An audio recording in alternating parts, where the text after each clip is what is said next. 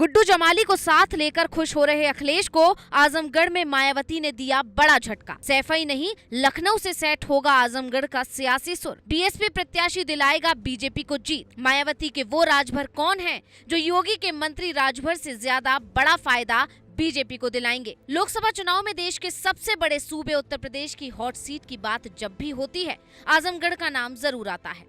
तमसा नदी के तट पर बसा आजमगढ़ उत्तर प्रदेश के पूर्वी भाग में स्थित ऐतिहासिक स्थान है। ये जिला मऊ, गोरखपुर, गाजीपुर, जौनपुर, सुल्तानपुर और अंबेडकर नगर जिले की सीमा से लगा हुआ है। कहने को तो ये सीट सपा का गढ़ है। विधानसभा चुनाव 2022 में ऐसा देखने को भी मिला था, जब सपा ने इतिहास रचते हुए पहली बार जिले की सभी 10 विधानसभा सीटों पर कब्जा जमाया था। लेकिन विधान परिषद और लोकसभा उपचुनाव में सपा का किला दरक गया। 2022 में जब अखिलेश ने विधानसभा चुनाव लड़ा और सांसद पद से इस्तीफा दे दिया, तो आजमगढ़ लोकसभा सीट पर उपचुनाव हुए। सपा ने इस सीट से अखिलेश के चचेरे भाई धर्मेंद्र यादव को उतारा और बीजेपी ने निरहुआ को टिकट दिया। उपचुनाव में वो हुआ जिसकी उम्मीद शायद किसी को नहीं रही होगी, क्योंकि ये सीट सपा के हाथ से निकलकर बीजेपी के खाते में चली गई थी। वजह थी बसपा का प्रत्याशी और नाम था गुड्डू जमाली। इसलिए जानकार कह रहे हैं कि उपचुनाव के बाद इस बार भी मायावती ने बहुत सोच समझकर समय लेकर इस सीट से ऐसा उम्मीदवार उतारा है जो समाजवादी पार्टी का खेल बिगाड़ सकता है। क्यों ऐसा कहा जा रहा है, इसे विस्तार से समझते हैं। तो आजमगढ़ सीट पर बीजेपी और सपा ने अपने उम्मीदवारों को दोबारा मौका दिया है, लेकिन बसपा ने अपना उम्मीदवार बदलकर सभी को चौंका दिया। बसपा ने भीम राजभर को टिकट देकर सपा की चिंता बढ़ा दी है। कैसे बढ़ी है सपा की चिंता, इसे समझने के लिए इस सीट के जातीय समीकरण को समझना जरूरी है। आजमगढ़ संसदीय सीट प्रदेश के 80 संसदीय सीटों में से एक है और इसका नंबर 59वां है। आजमगढ़ सदर लोकसभा सीट के अंतर्गत 5 विधानसभा आती है। यहाँ कुल मतदाताओं की संख्या 18,38,930 है। वहीं पुरुष मतदाता 9,70,935 है। इसके अलावा महिला मतदाताओं की संख्या 8,67,968 है और थर्ड जेंडर 30 से ऊपर है। इस सीट पर सबसे ज्यादा यादव, ओबीसी, मुस्लिम और दलित हैं। ओबीसी का प्रतिशत 21 है, वहीं दलित 19% हैं और मुस्लिम 17% आबादी है। भूमिहार, ठाकुर, ब्राह्मण, कायस्थ की संख्या 4 से 8% है। अब बीजेपी और सपा ने इस सीट से यादव को उतारा है, क्योंकि लोकसभा चुनावों में अगर आजमगढ़ सीट का इतिहास देखें तो यादव बाहुल इस सीट पर अब तक 14 बार यादव सांसद चुने गए हैं। भाजपा ने इस सीट पर सवर्ण और मुस्लिम प्रत्याशी उतारे, लेकिन उसे जीत नसीब नहीं हुई। जब 2009 में पार्टी ने इस सीट पर रमाकांत यादव को प्रत्याशी बनाया तो उसे जीत मिली। इसके बाद 2022 के उपचुनाव में पार्टी ने दिनेश लाल यादव को उम्मीदवार बनाया और जीत हासिल की। इस सीट पर हुए उपचुनाव में दोनों ने यादव उम्मीदवार उतारा था, लेकिन बसपा ने मुस्लिम उम्मीदवार गुड्डू जमाली को उतारकर सपा का खेल बिगाड़ दिया था। अब आप कहेंगे कि अब गुड्डू जमाली सपा में शामिल हो गए हैं, ऐसे में सपा को फायदा मिलेगा।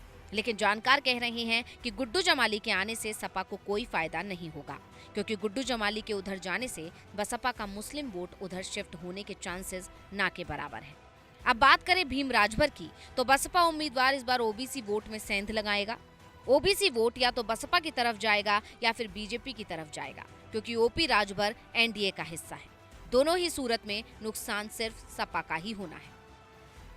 अब थोड़ा सा बहुजन समाज पार्टी के उम्मीदवार भीम राजभर के बारे में भी जान लेते हैं। तो आपको बता दें कि भीम राजभर उत्तर प्रदेश के बसपा प्रदेश अध्यक्ष भी रह चुके हैं।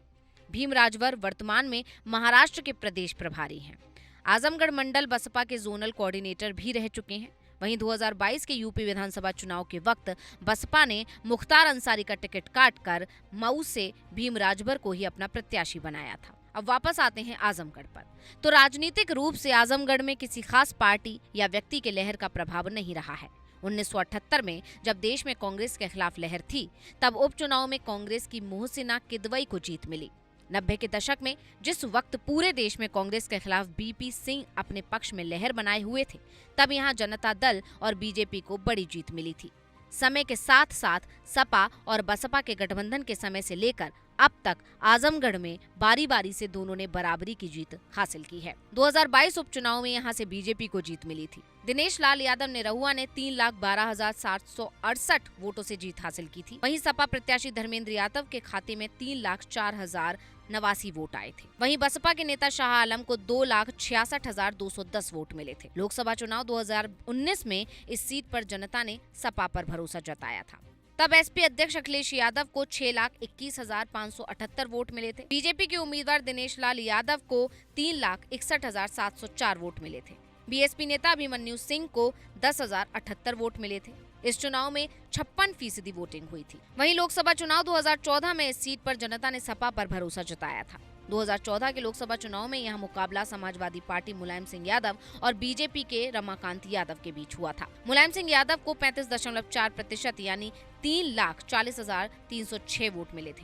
वहीं रमाकांत को 28.9% यानी 2,77,102 वोट मिले थे। बसपा के शाह आलम उर्फ गुड्डू जमाली को 27.8% यानी 2,66,528 वोट मिले थे। कांग्रेस के अरविंद कुमार जायसवाल को सबसे कम 1.9% यानी 17,950 वोट मिले थे। इसलिए जब उपचुनाव हुए तो सपा को पूरी उम्मीद थी कि वो दोबारा ये सीट जीत जाएगी, लेकिन नतीजों ने सभी को चौंका दिया और अब लोकसभा चुनाव में एक बार फिर वही समीकरण बनते नजर आ रहे हैं और सपा का खेल बिगड़ता दिख रहा है।